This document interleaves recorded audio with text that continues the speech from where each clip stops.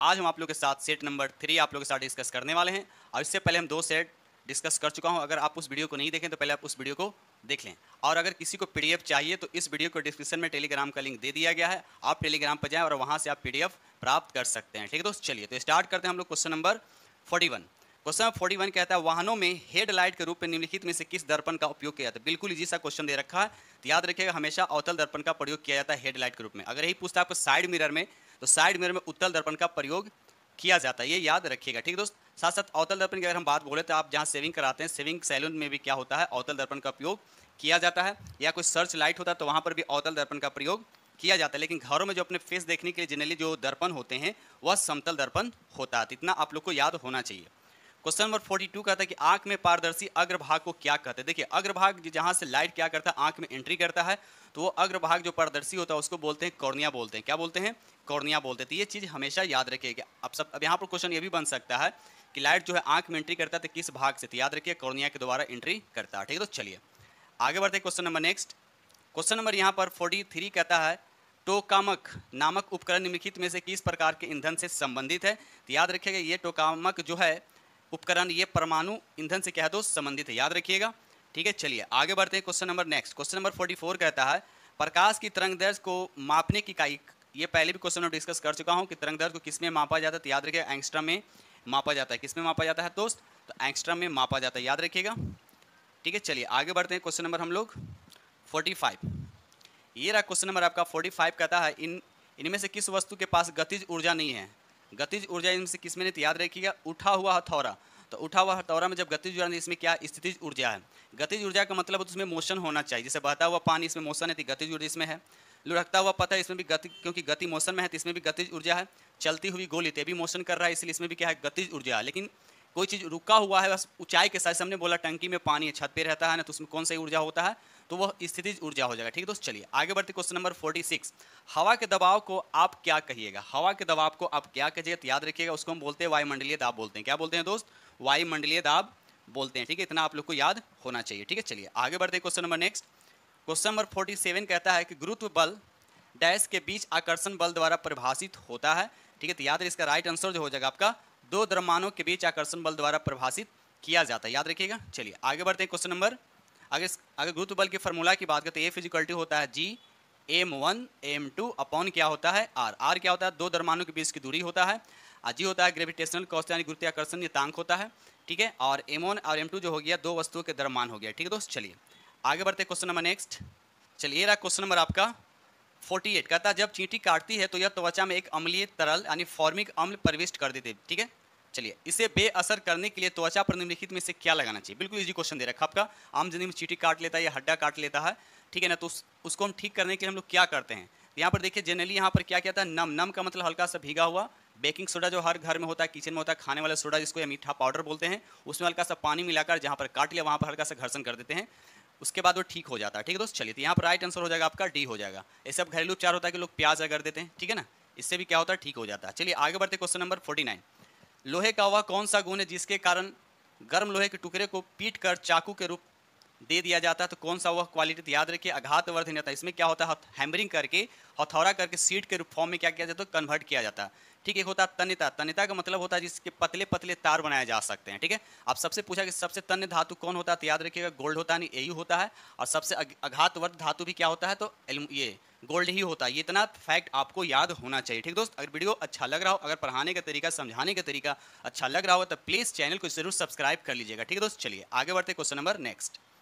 ये रहा question number आपका 50 कहता है असंतृप्त कार्बन यौगिक डैश के साथ जलते हैं। असंतृप्त कार्बन यौगिक जो है किसके साथ जलते हैं, तो याद रखिए इसका राइट आंसर जो हो जाएगा आपका धुएं वाली पीली लौ के साथ क्या करते हैं दोस्त, जलते हैं। याद रखिएगा पीली वाली लौ के साथ जलते, ये ध्यान रखिएगा। ठीक है, चलिए आगे बढ़ते question number next. Question number 51 का निम्नलिखित में कौन सा ग्रेफाइट का एक गुण नहीं है। आपसे पूछा जा रहा है इसमें से कौन सा ग्रेफाइट का एक गुण नहीं है, तो याद रखिए इसका राइट आंसर जो हो जाएगा बी हो जाएगा। इसका गलनांक निम्न, ये बिल्कुल बात गलत है। इसका गलनांक निम्न नहीं होता बल्कि उच्च होता है। और कितना होता है, तो याद रखिएगा 2500 डिग्री सेंटीग्रेड से लेकर 3000 के आसपास, इसी के बीच में वैरी करता है। ठीक है दोस्त, आई बस समझ में। तो इसका गलनांक निम्न नहीं होता, तो ये बिल्कुल बात क्या है, सरासर गलत दे रखा। बाकी सभी इसके जो ऑप्शन दे रखे हीरे का तुलना में इसका घनत्व कम होता है, ये भी राइट है। यह विद्युत का सुचालक, हाँ ये भी याद रखिए, विद्युत का सुचालक होता है, ये भी राइट है। या उष्मा का सुचालक होता है, ये भी राइट, लेकिन बी यहाँ पर आपका गलत है। तो अकॉर्डिंग क्वेश्चन क्या कर रहा है कि इसमें कौन सा ग्रेफाइट का गुण नहीं है, तो याद रखिए ऑप्शन आपका बी हो जाएगा। ठीक है दोस्त, चलिए आगे बढ़ते क्वेश्चन नंबर नेक्स्ट। ये रहा क्वेश्चन नंबर आपका 52। अनबुझे चूने का आणविक सूत्र क्या होता है? अनबुझा जिसको बोलते हैं ड्राई लाइम बोलते हैं, सूखा चूना बोल सकते हैं, इसको बोलते हैं कैल्शियम ऑक्साइड बोलते हैं। क्या बोलते हैं दोस्त? Calcium oxide. ठीक है, लेकिन इसी कैल्शियम ऑक्साइड को जब पानी में डाल देते हैं, पानी से रिएक्ट करता है, तब वो क्या बन जाता है? स्लैग लाइम बोलता है, जिसे बुझा हुआ चूना कहते हैं, या कैल्शियम हाइड्रोक्साइड कहते हैं। ठीक है दोस्त, आइए हो गया आपका कैल्शियम कार्बोनेट, ये हो गया आपका कैल्शियम कार्बोनेट, याद रखिएगा। चलिए से ग्रेनाइट हो गया, लाइम स्टोन हो गया, सब कैल्शियम कार्बोनेट के बने होते हैं। अंडा का खोया हो गया, सब कैल्शियम कार्बोनेट उसमें होता है। ठीक है दोस्त, चलिए आगे बढ़ते। क्वेश्चन नंबर 53 का था चांदी किस पदार्थ के साथ अभिक्रिया करके काली हो जाती है? तो याद रखिएगा वह गंधक यानी सल्फर के साथ क्या होता है? रिएक्शन करने के बाद क्या होता है? वह काली हो जाती है। ठीक है, इतना याद रखिए। क्वेश्चन नंबर 54 कहता है कार्यात्मक समूह, ये आपको दे रखा अभिक्रियाशील समूह से दे रखा है, यानी फंक्शनल ग्रुप बताना है कि निम्नलिखित में से किस में मौजूद होता है। तो अब देखिए किस में मौजूद होता है, तो याद रखिएगा ये एल्डिहाइड में होता है। क्या होता है दोस्त? एल्डिहाइड में। अगर अल्कोहल का पूछा जाए तो ये होता है OH होता है। अल्कोहल का क्या होता है? OH होता है, याद रखिएगा। कार्बोक्सिलिक का अगर पूछा जाए तो इसका होता है COOH होता है। फंक्शनल को कीटन का होता है CO होता है। तो ये सब चीज़ें आप लोग को 10th क्लास अगर बुक पढ़े होंगे तो आप लोग को आइडिया होगा। ठीक है दोस्त, चलिए आगे बढ़ते क्वेश्चन नंबर नेक्स्ट। क्वेश्चन 55 का निम्नलिखित में कौन सा एक अधातु, इसमें बताने में कौन सा एक अधातु है? तो देखिए जस्ता क्या धातु है, लोहा भी धातु है, एल्युमिनियम भी धातु है, लेकिन ये नाइट्रोजन क्या धातु नहीं है, बल्कि ये क्या अधातु है। और अधातु में क्या आती है? गैस है, याद रखिएगा। ठीक है, क्वेश्चन 56 का निम्नलिखित में से किस सूक्ष्म जीव के कारण हैजा फैलता है? किस सूक्ष्म जीव के कारण हैजा फैलता है? तो याद रखिएगा सबसे पहली बात है कि जीवाणु के द्वारा फैलता है, यानी जीवाणु, यहाँ पे दे ही रखा है जीवाणु। ठीक है दोस्त, चलिए आगे बढ़ते क्वेश्चन नंबर नेक्स्ट। क्वेश्चन 57 कहता है निम्नलिखित में कौन सा कथन गलत दे रखा है, इसमें से बताना है कौन सा कथन गलत है। तो याद रखिए इसका राइट आंसर जो हो जाए आपका बी होगा। यकृत बाईं और उदर के ऊपरी हिस्से में स्थित होते, ये बिल्कुल बात क्या है? गलत है। ठीक है दोस्त, आई बात समझ में? ठीक है, चलिए। और इसका वजन कितना होता है? अगर हम बोले यकृत का अगर वजन की बात करें तो यह 1.5 से 2 किलो के आसपास इसका वेट होता है। ठीक है दोस्त, चलिए आगे बढ़ते question number next. Question number 58 कहता है निम्नलिखित में कौन एक स्वपोषी ऑटोट्रॉप्स है? आपको स्वपोषी बताना है। प्लांट्स क्या है, यानी पौधा क्या होगा? यहाँ पे स्वपोषी होगा। ठीक है, बाकी पशु, मानव, कवक ये सब क्या होगा? स्वपोषी के अंतर्गत नहीं आते हैं। ठीक है दोस्त, चलिए आगे बढ़ते question number next. Question number यहाँ पर आता है 59 कहता है निम्नलिखित में कौन सा हमारे आहार का एक गैर पचनीय भाग है जो पाचन तंत्र के स्वास्थ्य के लिए आवश्यक है? तो इसका राइट आंसर हो जाएगा आपका खाद्य रेशा। ठीक है दोस्त, याद रखिएगा खाद्य रेशा। ठीक है दोस्त, चलिए आगे बढ़ते क्वेश्चन नंबर 60 कहता है जोड़ों के बीच मौजूद द्रव जो जोड़ों को गति को आसान बनाता है को किस नाम से जाना जाता है? इसका राइट आंसर हो जाएगा आपका ए हो जाएगा साइनोविलियल, याद रखिएगा साइनोविलियल के नाम से जाना जाता है। ठीक है दोस्त, चलिए आगे बढ़ते क्वेश्चन नंबर नेक्स्ट। चलिए क्वेश्चन नंबर यहाँ पे 61 का निम्नलिखित में से कौन सा अंग ग्लूकोज को ग्लाइकोजेन के इस्तेमाल के लिए किए जाने वाला एक जटिल कार्बोहाइड्रेट और अमीनो अम्ल को प्रोटीन में परिवर्तित करता है? तो इसका राइट आंसर जो हो जाएगा आपका ए हो जाएगा यकृत। ठीक है दोस्त, चलिए क्वेश्चन नंबर 62 का निम्नलिखित में से कौन सा वह आवश्यक तत्व है जिसका उपयोग पौधे प्रोटीन संश्लेषण में करता है? तो इसका राइट आंसर हो जाएगा आपका डी हो जाएगा नाइट्रोजन। ठीक है दोस्त, चलिए आगे बढ़ते क्वेश्चन नंबर नेक्स्ट। ये रहा क्वेश्चन नंबर आपका 63 कहता है गर्भावस्था यानी प्रसव या प्रसवोत्तर अवधि पर संकेंद्रित अध्ययन का क्षेत्र होते क्या होता है? तो इसका राइट आंसर हो जाएगा प्रसूति विज्ञान बोलते हैं। ठीक है दोस्त, क्वेश्चन नंबर 64 कहता है परितृप्ति एवं प्यास के केंद्र मानव मस्तिष्क के निम्नलिखित में से किस भाग में अवस्थित होता है? तो इसका राइट आंसर हो जाएगा हाइपोथैलेमस, याद रखिएगा हाइपोथैलेमस। ठीक है दोस्त, चलिए आगे बढ़ते question number next. Question number 65 कहता है अमृता देवी बिश्नोई राष्ट्रीय पुरस्कार से किसके लिए दिया जाता है? यानी अमृता देवी बिश्नोई राष्ट्रीय पुरस्कार किसके लिए दिया जाता है? तो इसका राइट आंसर हो जाएगा आपका सी हो जाएगा वन्य जीव संरक्षण के लिए दिया जाता है। ठीक है दोस्त, चलिए आगे बढ़ते क्वेश्चन नंबर नेक्स्ट। ये रहा क्वेश्चन नंबर 66 कहता है निम्नलिखित में से कौन सा हमारे सौरमंडल का बौना ग्रह ड्वार्फ प्लेनेट के नाम से जाना जाता है? तो इसका राइट आंसर हो जाएगा आपका मेक, याद रखिएगा 66 का राइट आंसर क्या हो जाएगा मेक। ठीक है दोस्त, चलिए क्वेश्चन नंबर 67 कहता है पक्षियों की इनमें से कौन सा प्रजाति गंभीर रूप से लुप्त प्राय, यानी सब कहिए कि ये गायब हो चुका है, लुप्त हो चुका है जो गंभीर रूप से, तो याद रखिएगा इसका राइट आंसर हो जाएगा आपका एवा ग्रेट इंडियन बस्टर्ड, याद रखिएगा दोस्त। चलिए आगे बढ़ते question number next.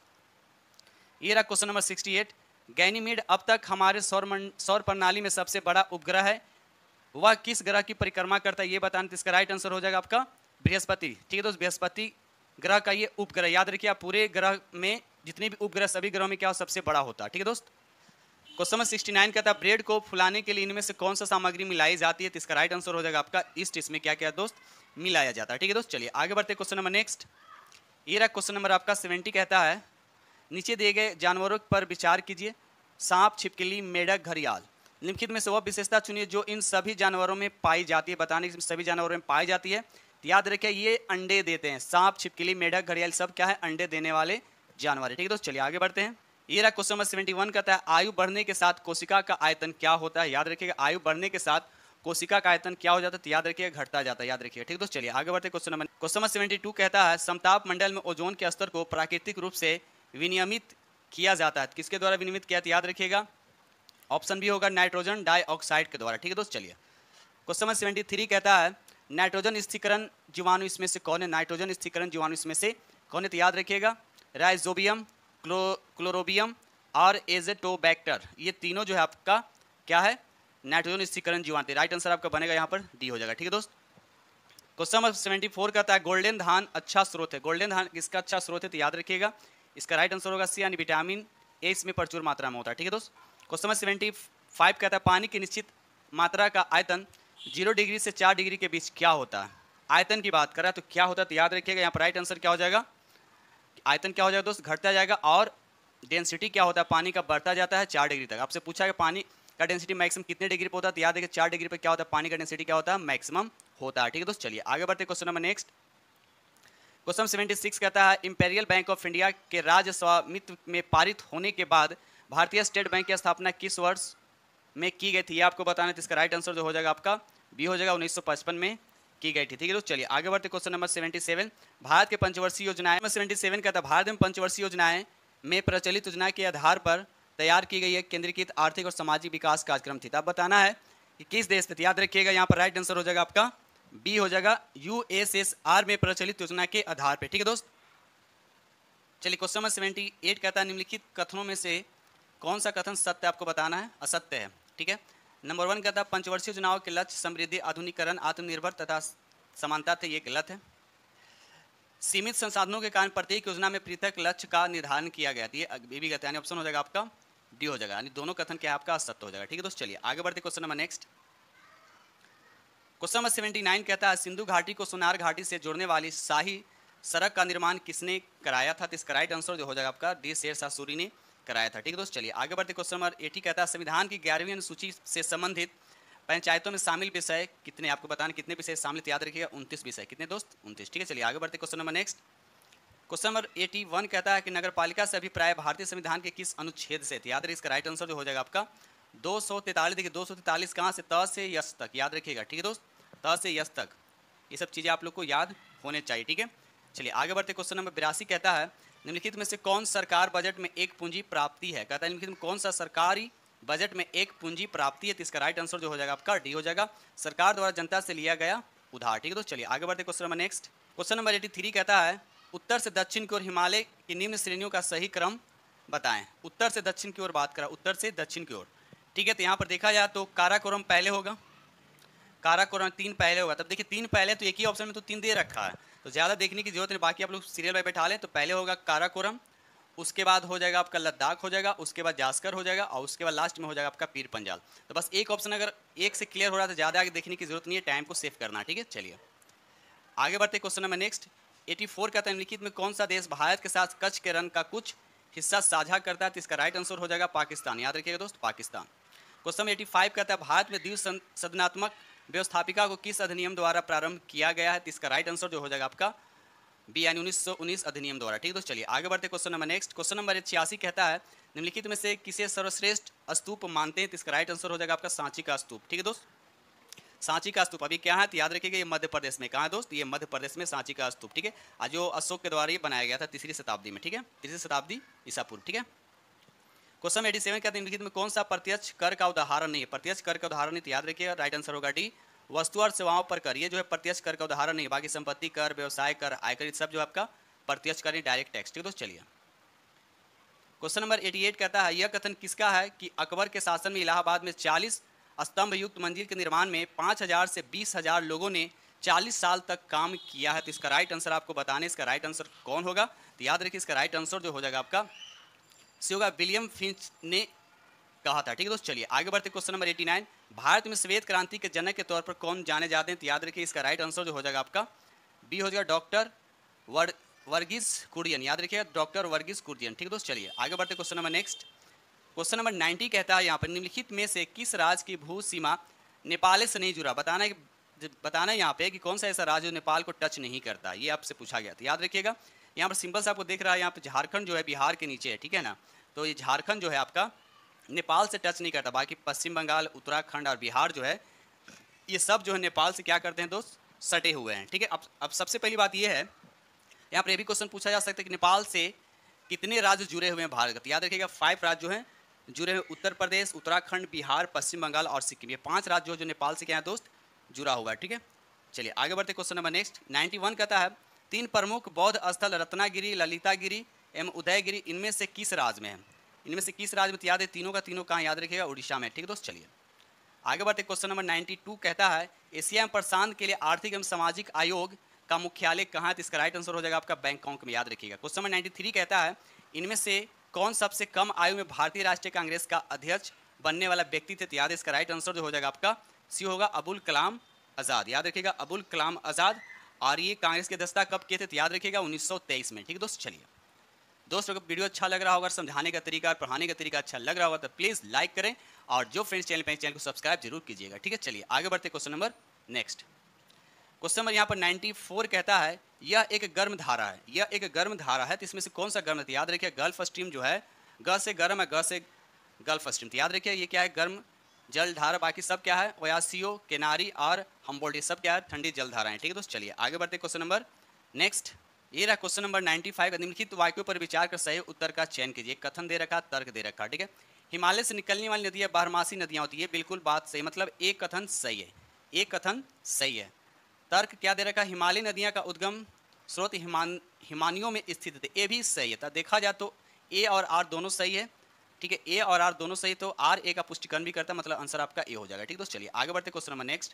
Question number 96 कहता है किस ईस्वी सन में मुस्लिम लीग ने एक अलग राष्ट्र का संकल्प स्वीकार किया था, तो इसका राइट आंसर हो जाएगा 1940 में, ठीक है दोस्त। चलिए question number next. Question number 97 कहता है शासन के संघीय प्रणाली इस अधिनियम के अंतर्गत स्थापित की गई थी, तो बताना किस अधिनियम के अंतर्गत स्थापित की गई थी, तो इसका राइट आंसर हो जाएगा आपका बी हो जाएगा गवर्नमेंट ऑफ इंडिया एक्ट 1935, ठीक दोस्त। चलिए आगे बढ़ते क्वेश्चन नंबर नेक्स्ट। ये रहा क्वेश्चन नंबर आपका 98।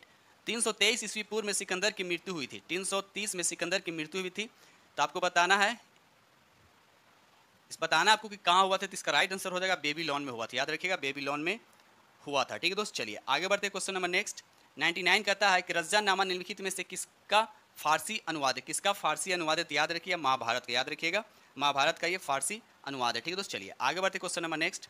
क्वेश्चन नंबर 100 कहता है गांधी जी के विदेशी वस्तुओं के बहिष्कार के आंदोलन का लक्ष्य था, क्या लक्ष्य था, तो याद रखिए इसका राइट आंसर हो जाएगा आपका डी होगा कुटीर उद्योगों का प्रोत्साहन, कुटीर उद्योगों का प्रोत्साहन, ठीक है दोस्त। चलिए क्वेश्चन नंबर 101 कहता है भारत में सबसे व्यापक रूप से पाया जाने वाला मृदायनी मिट्टी कौन सा है, तो याद रखिए इसका राइट आंसर जो हो जाएगा आपका सी होगा जलोढ़ मिट्टी जो है भारत में सबसे ज़्यादा पाए जाने वाला मिट्टी है, ठीक है दोस्त। चलिए आगे क्योंकि आशा से भी याद रखिए कि जलोढ़ मिट्टी में पोटास की मात्रा सबसे ज़्यादा होता है, ठीक है। चलिए आगे बढ़ते क्वेश्चन नंबर नेक्स्ट। ये रहा क्वेश्चन नंबर आपका 102 कहता है नेपाल में गंडक नदी को किस नाम से पुकारा जाता है, देखिए नेपाल में गंडक नदी को किस नाम से पुकारा जाता है, तो याद रखिए इसका राइट आंसर जो हो जाएगा आपका सी होगा नारायणी नदी के नाम से पुकारा जाता है, ठीक है दोस्त। चलिए क्वेश्चन नंबर 103 कहता है कर्क रेखा किस राज्य से होकर नहीं गुजरती, कर्क रेखा किस राज्य से होकर नहीं गुजरती है, तो याद रखिए महाराष्ट्र से होकर नहीं गुजरती है, ठीक है। तो अब राष्ट्र वाली कितने राज्य से होकर गुजरती है, तो याद रखिएगा ये भारत के 8 राज्यों से होकर कर्क रेखा गुजरती है, जिसमें आपको याद रखना है गुजरात हो गया, राजस्थान हो गया, मध्य प्रदेश हो गया, छत्तीसगढ़ हो गया, झारखंड हो गया और पश्चिम बंगाल हो गया और त्रिपुरा और मिजोरम, ठीक है दोस्त। इस तरह से 8 राज्य जो हैं जिससे क्या होता है कर्क रेखा पास करता है, ठीक है, लेकिन महाराष्ट्र यहाँ पर पास नहीं करता, ठीक है। चलिए आगे बढ़ते question number next. Question number 104 कहता है भारत के किस राज्य में खारे जल की सबसे बड़ी झील है, खारे जल, ठीक है ना, खारे जल की सबसे बड़ी झीलें बताना है किस राज्य में है, जिसका राइट आंसर जो हो जाएगा आपका सी हो जाएगा उड़ीसा में, ठीक है दोस्त। चलिए क्वेश्चन नंबर 105 कहता है निम्नलिखित में से किसका सिद्धांत है कि व्यक्ति चाहे बदल जाए पर नियम नहीं बदलना चाहिए, ठीक है, तो बताना किसका सिद्धांत है, इसका राइट आंसर हो जाएगा संवैधानिक सरकार का, ठीक है दोस्त। चलिए आगे बढ़ते question number next. Question number 106 कहता है लोकसभा में किसी विधेयक को धन विधेयक के रूप में कौन प्रमाणित करता है, तो इसका राइट आंसर हो जाएगा आपका डी हो जाएगा लोकसभा का अध्यक्ष, याद रखिएगा लोकसभा का अध्यक्ष, ठीक है दोस्त। चलिए आगे बढ़ते question number next. Question number 107 कहता है भारत में एक राष्ट्रीय दल के रूप में मान्यता प्राप्त करने के लिए किसी दल को कम से कम कितने मत प्राप्त करनी चाहिए, तो याद है इसका राइट आंसर जो हो जाएगा आपका ए हो जाएगा 6% वैध मत 4 या अधिक राज्यों में होना चाहिए, याद रखिए, ठीक दोस्त। चलिए आगे बढ़ते क्वेश्चन नंबर 108 कहता है रंग भेद की नीति के विरुद्ध आवाज उठाने वाले थे। कौन आवाज उठाने वाले थे? तो याद रहे इसका राइट आंसर जो हो जाएगा आपका सी हो जाएगा, मार्टिन लूथर किंग। याद रखिएगा मार्टिन लूथर किंग। ठीक दोस्त, चलिए आगे बढ़ते क्वेश्चन नंबर नेक्स्ट। ये रहा क्वेश्चन नंबर 109 का था, स्विट्जरलैंड में महिलाओं को मताधिकार कब प्राप्त हुआ था? देखिए स्विट्जरलैंड की बात किया जा रहा है, इसको मताधिकार कब प्राप्त हुआ था स्विट्जरलैंड में? तो याद रखिएगा 1971 में प्राप्त हुआ था। ठीक है दोस्त, चलिए आगे बढ़ते क्वेश्चन नंबर 110। विश्व व्यापार संगठन का स्थापना हुआ था, कब हुआ था? तो इसका राइट आंसर हो जाएगा आपका सी हो जाएगा, 1995 में इसकी स्थापना हुआ था। आप पूछा जाए कि विश्व व्यापार संगठन का मुख्यालय कहाँ? तो याद रखिएगा जिनेवा में है। ठीक है दोस्त, जिनेवा में। ठीक है, चलिए आगे बढ़ते question number next. Question number 111 कहता है, बिहार के कुल भौगोलिक क्षेत्र की लगभग कितनी भूमि बाढ़ उन्मुख है? बाढ़ उन्मुख है, तो इसका राइट आंसर जो हो जाएगा आपका डी यानी 70%। याद रखिएगा 70%। ठीक है दोस्त, चलिए आगे बढ़ते क्वेश्चन नंबर 88 से भी याद रखिएगा, बिहार की शोक नदी किस नदी को कहा जाता है? तो याद रखिए कोसी नदी को बिहार की शोक नदी कहा जाता है। और साथ साथ शोक ये कोसी नदी के बारे में अब याद रखिए सबसे ज़्यादा अपने मार्ग को क्या करती है? बदलती है। ठीक है दोस्त, चलिए क्वेश्चन नंबर 112 कहता है, बिहार के किस क्षेत्र में बाढ़ का प्रकोप अधिक होता है? ये बताएं। तो इसका राइट आंसर जो हो जाएगा उत्तरी बिहार में बिहार का प्रकोप सबसे ज़्यादा है। ठीक है दोस्त, उत्तरी बिहार में आती है कौन? ये कोसी नदी, जिससे क्या होता है बाढ़ आने के चांसेस क्या होते हैं? बढ़ जाते हैं। ठीक है दोस्त, चलिए आगे बढ़ते question number next. Question number 113 कहता है, बिहार में आजीविका का मुख्य स्रोत बताना है कि आजीविका का मुख्य स्रोत क्या? याद रखिए यहाँ का मुख्य स्रोत क्या है बिहार का? तो कृषि है। ठीक दोस्त, चलिए आगे बढ़ते क्वेश्चन नंबर नेक्स्ट। चलिए क्वेश्चन नंबर 114 कहता है कि आईपीएल में किस टीम का हिस्सा रहते हुए अब अंबाती रायडू ने आईपीएल से संन्यास की घोषणा की है? तो याद रखिए इसका राइट आंसर हो जाएगा आपका सीएसके। याद रखिए सीएसके टीम के हिस्सा रहते हुए भी। ठीक है दोस्त, चलिए क्वेश्चन नंबर 115 कहता है, नवनिर्मित संसद भवन का उद्घाटन पीएम नरेंद्र मोदी द्वारा कब किया गया? पीएम नरेंद्र मोदी द्वारा कब किया है? तो याद है इसका राइट आंसर हो जाएगा आपका ए हो जाएगा 23 मई 2023 को किया गया है। ठीक दोस्त, चलिए याद रखिएगा। क्वेश्चन नंबर 116 कहता है कि आईपीएल 2023 में सर्वाधिक विकेट किसने लिया? आईपीएल जो भी 2023 में हुआ था इसमें सबसे ज़्यादा विकेट लेने वाले कौन थे? तो याद रखिए इसका राइट आंसर हो जाएगा मोहम्मद शमी। याद रखिएगा। क्वेश्चन नंबर 117 कहता है, मई 2023 में किस राज्य ने प्रधानमंत्री जन धन योजना के 100% कवरेज को प्राप्त किया है? तो इसका राइट आंसर जो हो जाएगा आपका बी हो जाएगा, किस राज्य ने? तेलंगाना ने। ठीक है दोस्त, चलिए आगे बढ़ते हैं। क्वेश्चन नंबर 118 का था, मई 2023 में पीएम नरेंद्र मोदी को किस देश के सर्वोच्च सम्मान से सम्मानित किया गया? तो याद रखिए इसका राइट आंसर जो हो जाएगा आपका डी यानी फिजी देश के द्वारा सर्वोच्च सम्मान से सम्मानित किया गया। ठीक है दोस्त, चलिए आगे बढ़ते क्वेश्चन नंबर नेक्स्ट। ये रहा क्वेश्चन नंबर आपका 90 कहता है, कर्नाटक विधानसभा का पहला मुस्लिम स्पीकर मई 2023 में किसे चुना गया? देखिए 2023 में मुस्लिम स्पीकर किसे चुना गया है? तो याद है इसका राइट आंसर जो हो जाएगा आपका बी हो जाएगा यूटी खादर। याद रखिए यूटी खादर को चुना गया। ठीक है दोस्त, चलिए आगे बढ़ते क्वेश्चन नंबर नेक्स्ट। नंबर यहाँ पे 120 कहता है, पूर्वोत्तर भारत की पहली वंदे भारत एक्सप्रेस मई 2023 में किन दो शहरों के बीच चलाई गई? तो याद रखिए इसका राइट आंसर जो हो जाएगा आपका गुवाहाटी न्यू जलपाईगुड़ी। याद रखिए गुवाहाटी से न्यू जलपाईगुड़ी तक। ठीक दोस्त, तो इस तरह से हमने आप लोग के साथ एटीएम से डिस्कस किया हूँ और उम्मीद करता हूँ कि सेट 4 जो 3 जो डिस्कस किए ये भी आप लोग को पसंद आएगा। ठीक दोस्त, तो इसी के साथ वीडियो करते हैं समाप्त और मिलते हैं आप लोग से नेक्स्ट वीडियो में। तब तक के लिए थैंक यू वेरी मच।